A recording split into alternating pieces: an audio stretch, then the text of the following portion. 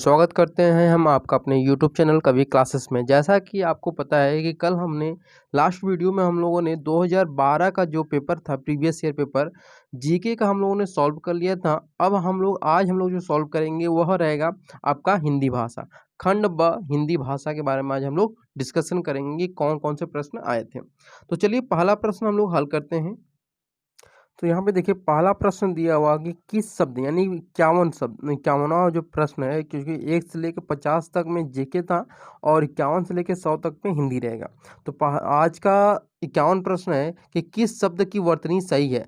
यहाँ पे 4 ऑप्शन दिए हैं, option number A, option number B, option number C, option number D. अब यहाँ पे 4 में से आप देख लीजिए अब कौन सा आंसर यहाँ पे आपको सही होगा ये आप बताइए, और आपका आंसर जो रहेगा वह लास्ट में बताया जाएगा वीडियो के। अगला प्रश्न दिया हुआ कि किस देश में हिंदी भाषा का प्रयोग लिखने व बोलने में किया जाता है। ठीक है, ऑस्ट्रेलिया में, दक्षिण अमेरिका, या पाकिस्तान, या मॉरिशस। ये 4 ऑप्शन में जो सही है जल्दी अपने कमेंट बॉक्स में अपने आंसर देते रहे आप लोग। अगला प्रश्न दिया हुआ है कि यहाँ पर उत्कंठा का पर्यायवाची है। ठीक है, उत्कंठा का आपको बताना है क्या पर्यायवाची। लालसा, उत्पन्न, उपेक्षा, उलाहना। अगला प्रश्न दिया हुआ है ऊहापोह का पर्यायवाची शब्द है, बताना है आपको। निश्चित, असमंजस, अभिभूत, व्यग्रता। अगला प्रश्न दिया हुआ है कि जो शीघ्र प्रसन्न हो जाए उसे कहेंगे, उसे हम लोग क्या कहेंगे। प्रसन्नचित्त कहेंगे, प्रसून कहेंगे, प्रसन्नता कहेंगे, आशुतोष कहेंगे। ठीक है, अगला प्रश्न दिया है कि जिसकी भुजाएं घुटनों तक लंबी हो उसे क्या कहते हैं। अजान बाहु, आजानुबाहु, समबाहु, विषम बाहु। ठीक है, 4 ऑप्शन दिए, चारों का ऑप्शन आपको बता दिया गया है, आंसर आप लोग देते रहे। और प्रश्न वाइज कि आपको आंसर देखिए जैसे देना है कि 56 का जो दिया हुआ है उसका अगर ए है तो ये इस तरह से आप लोग आंसर देते रहे, ताकि आप लोग को आगे जो वीडियो के लास्ट में आपको आंसर बताया जाए तो आपका रिजल्ट देने में आसानी रहे। अगला प्रश्न दिया हुआ है कि अपहरण में किस उपसर्ग का प्रयोग हुआ है। अ का, औ का, अप का, या अनु का। अगला प्रश्न दिया है उल्लंघन में उपसर्ग बताइए। अ, आ, उंत, उप। सही आंसर जो होगा आप अपने आंसर देते रहें। प्रश्न नंबर 59 यानी 59 का है कि उन्मेष में किस उपसर्ग का प्रयोग हुआ है। उप का, उद का, अपी का, या फिर अभी का। ठीक इसी प्रकार अगला प्रश्न दिया है क्वेश्चन नंबर 60 कि कौन सही सुमेलित है। अनुरक्ति, विरक्ति, ये सही है। असमय, कुसमय, कौन सा सही है ये भी बताया, सेकंड ऑप्शन है। सी ऑप्शन है अवसर, सुअवसर। डी ऑप्शन है दीर्घायु और चिरायु। अगला प्रश्न चलते हैं क्वेश्चन नंबर 61 पे कि निम्न में कौन सा एक शब्दालंकार नहीं है। अनुप्रास नहीं है, कि श्लेष नहीं है, या यमक, या फिर उपमा नहीं है। अगला प्रश्न रहेगा, आपको सिर्फ प्रश्न पढ़ा जा रहा है और आंसर आप लोग अपने से देंगे, ताकि आप लोग का टेस्ट हो सके। और आप लोग प्रीवियस ईयर क्वेश्चन लगाने का मतलब भी यही होता है कि आप लोग को सिर्फ प्रश्न दिया जाए और ऑप्शन आप अपने आंसर कमेंट बॉक्स में देते रहें, ताकि आपका जो भी आंसर है वो लास्ट में बताया जाए। अगला प्रश्न दिया है कि निम्न में कौन सा अर्थालंकार नहीं है बताना है। उपमा, उत्प्रेक्षा, वक्रोक्ति, या फिर रूपक। अगला प्रश्न दिया है कि निम्न में कौन सा एक भिन्न है। यमक भिन्न है, श्लेष भिन्न है, वक्रोक्ति भिन्न है, या दृष्टांत भिन्न है। अगला प्रश्न दिया है कि निम्न में कौन सा मात्रिक छंद का उदाहरण है। कवित्त, भैरवा, सवैया, या फिर मालिनी। अगला प्रश्न दिया है कि निम्न में कौन सा वणिक छंद है, आपको बताना है यहाँ पर। कुंडलियां, उल्लाला, मंदा, क्रांता, गीतिका। अगला प्रश्न दिया है शांत रस का स्थायी भाव क्या होगा। शोक, वत्सलता, निर्वेद, या फिर विस्मय। अगला प्रश्न दिया है अनुराग किस रस का स्थायी भाव होता है। जो अनुराग है वह किस रस का स्थायी भाव है। यह एक स्थायी भाव है। शांत रस का, वात्सल्य रस का, वीर रस का, या फिर रौद्र रस का। अगला प्रश्न दिया है कि प्रिय प्रवास किसकी रचना है। अयोध्या प्रसाद सिंह उपाध्याय हरिऔध।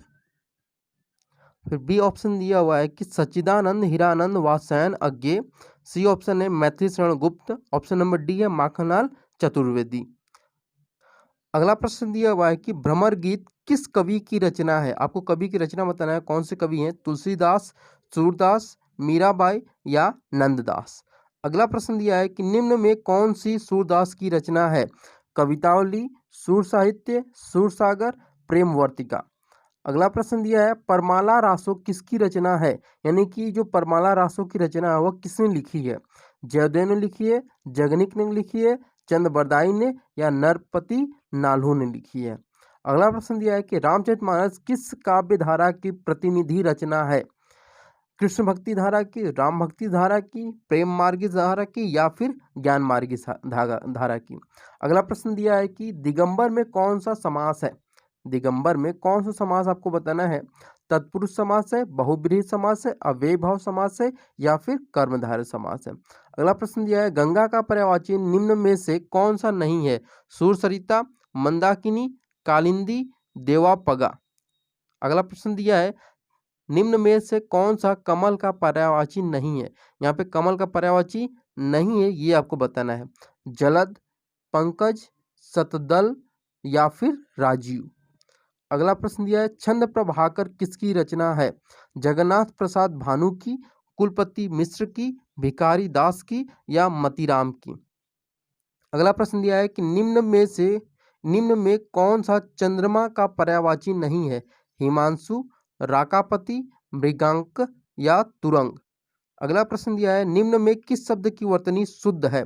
आध्यात्मिक, आध्यात्मिक या फिर आध्यात्मिक, आध्यात्मिक। तो ये चार में से जो सही होगा वो आपको बताना है कौन सा वर्तनी सही होगा। 79 प्रश्न दिया है 79 का कि कौन से शब्द की वर्तनी शुद्ध है। ये आपको शुद्ध वर्तनी फिर से बताना है। यहाँ पे देखिए संन्यास, श्रीमती, हितैषी या फिर हिंदू। कौन सा वर्तनी शुद्ध है ये आपको इसमें सही का टिक लगाना है, यानी आपको ऑप्शन बताना है। अपने आंसर आप लोग कमेंट बॉक्स में देते रहें। अगला प्रश्न दिया है कि चिराग तले अंधेरा कहावत का सही अर्थ क्या होता है। अपनी बुराई नहीं दिखाना, परिश्रम से भागना, उच्च और साधारण की तुलना करना, अधिक लाभ होना। ये सही आंसर कौन सा सही होगा ये आप लोग कमेंट बॉक्स में बताते रहिए। देखिए अगला प्रश्न दिया हुआ है कि यहाँ पर मूर्ख धनवान किस लोकोक्ति की चरितार्थ करता है। चार ऑप्शन दिए आंख का अंधा नाम नयन सुख का, या आंख का अंधा गांठ का पूरा, या आगे नाथ न पीछे पगहा, नाच न जाने आंगन टेढ़ा। ये चार ऑप्शन दिए, इन चारों में से जो भी सही है आप लोग अपने आंसर देते रहिए। अगला प्रश्न दिया है कि सबका अपना, देखिए दिया है कि सबका अपनी अपनी मर्जी से काम करना किस लोकोक्ति का अर्थ है। अपनी डफली अपना राग, आप डूबे तो जग डूबा, खग जाने खग की ही भाषा, अकल बड़ी या भैंस बड़ी। ये चार में से कौन सा सही होगा ये आप लोग बताइए। अगला प्रश्न दिया हुआ है कि निम्न में से कौन सुमेलित नहीं है। सूची पवित्र, सर सरोवर, सवर्ण सोना या सर्ग अध्याय। इसमें कौन सा सुमेलित नहीं है आपको बताना है। अब देखिए यहाँ पे अगला जो दिया है यहाँ पे निर्देश, इसमें ये कहा रहा है कि यहाँ पे 84 और 50 जो प्रश्न दिए हैं इनमें ये दोनों वाक्य जो है ये अशुद्ध है और इनका जो शुद्ध रूप है इनके चारों ऑप्शन में दिया गया है। ठीक है, तो ये आपको चारों ऑप्शन में इन जो वाक्य दिए हैं इनका शुद्ध रूप आपको बताना है। तो चलिए पढ़ते हैं कौन सा है। 84 का दिया है कि अपने हाथ से स्वयं काम करो। इसका शुद्ध रूप कौन सा होगा। अपना काम स्वयं करो, अपने से अपना काम करो, या स्वयं से काम करो, या हाथ से अपना काम करो। कौन सा सही होगा इसका आपको बताना है। अगला प्रश्न दिया है 85 कि हमारे नाक में दम हो गई है। चार ऑप्शन दिए हैं हमारी नाक में दम हो गई है, हमारे नाक में दम हो गया है, नाक में दम हो गई है, या हमको नाक में दम कर दिया है। तो चार ऑप्शन दिए, इसमें कौन सा सही होगा आप लोग बताते रहें। अगला प्रश्न दिया है कि दो टूक कहना किस मुहावरे का अर्थ है।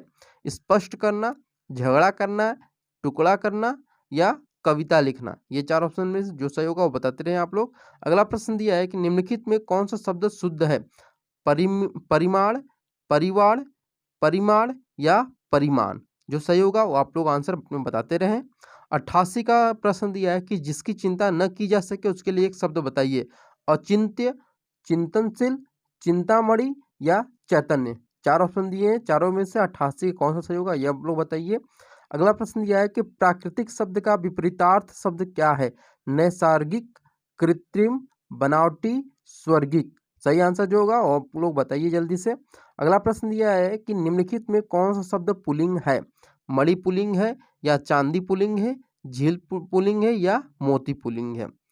उसी प्रकार से अगला प्रश्न दिया है कि घनश्याम में कौन सा समास है? कर्मधारय समास है, द्वंद्व समास है, अव्ययी भाव समास है या तत्पुरुष समास है।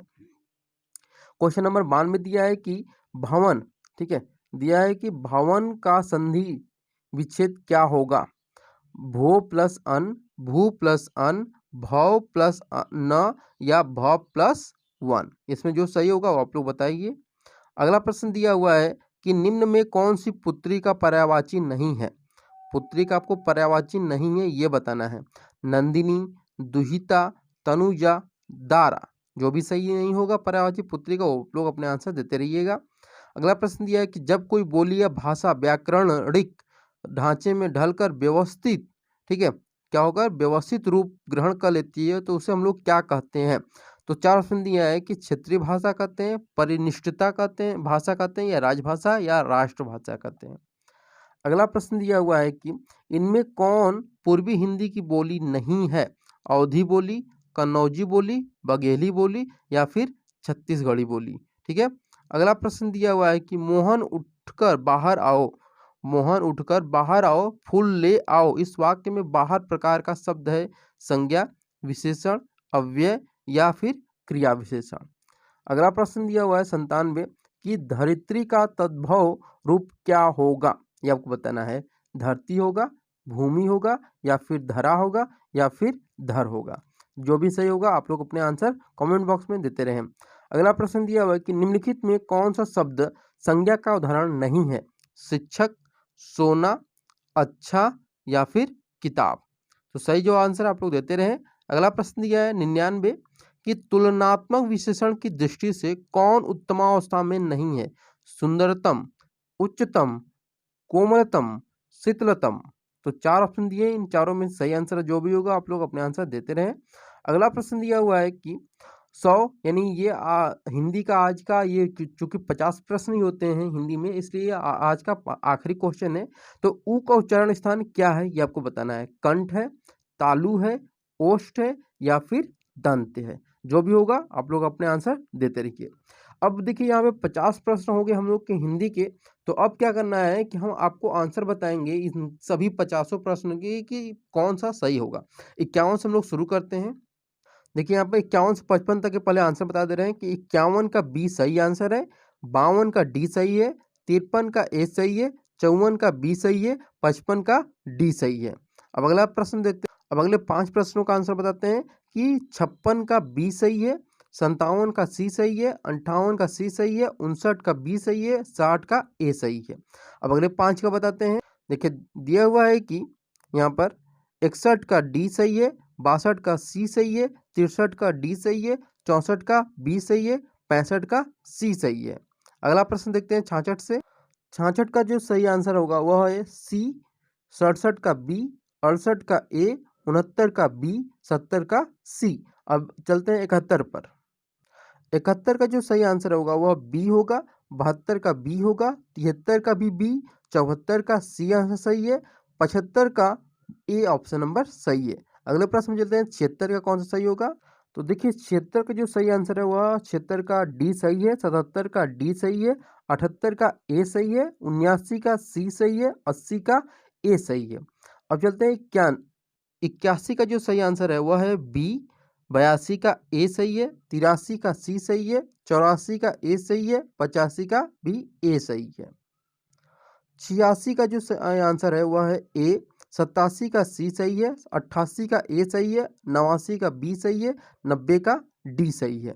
अगले प्रश्न में चलते 91 का जो सही आंसर है वह है ए, 92 का ए सही है, 93 का डी सही है, 94 का बी सही है, 95 का बी सही आंसर है। अगले प्रश्न में चलते हैं।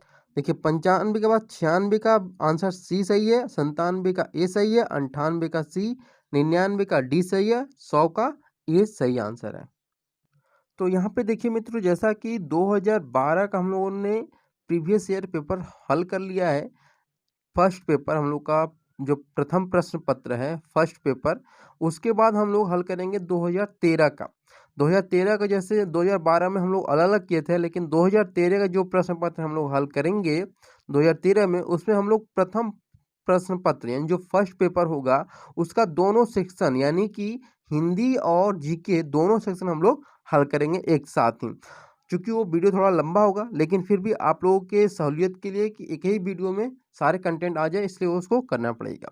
अगर आपको वीडियो अच्छा लगे तो ज़रूर शेयर करिए, लाइक करिए और अगर आप हमारे चैनल पर नए हैं तो हमारे चैनल को सब्सक्राइब करना ना भूलिएगा। Thank you so much for watching this video.